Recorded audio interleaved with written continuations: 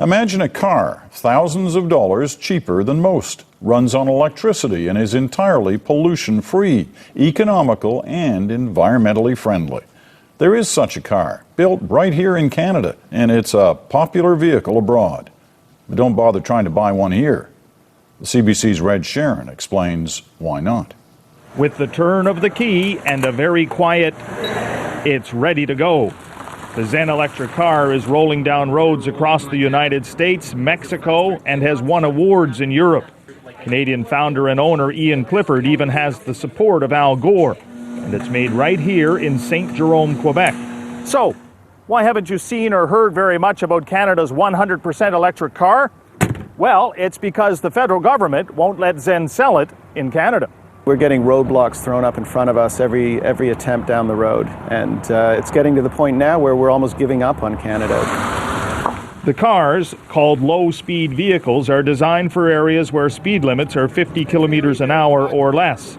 It's met all the regulatory requirements in the United States, the same regulations which were adopted by Transport Canada back in 2000. But try asking Transport Canada why it won't license Zen here, and you get different answers. Have they met that regulatory requirement? They haven't met our requirements yet, no.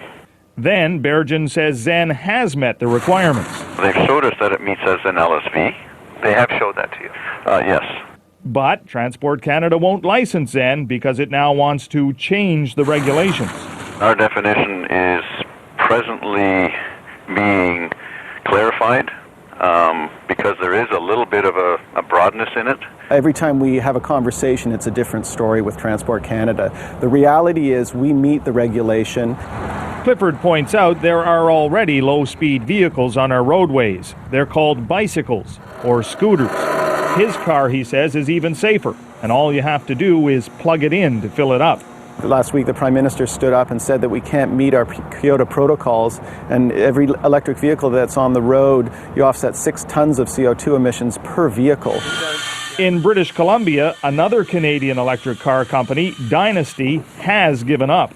We are not getting any support from the federal level at this time. Now they're shutting down. With the dollar rising and no Canadian market, they're moving production offshore.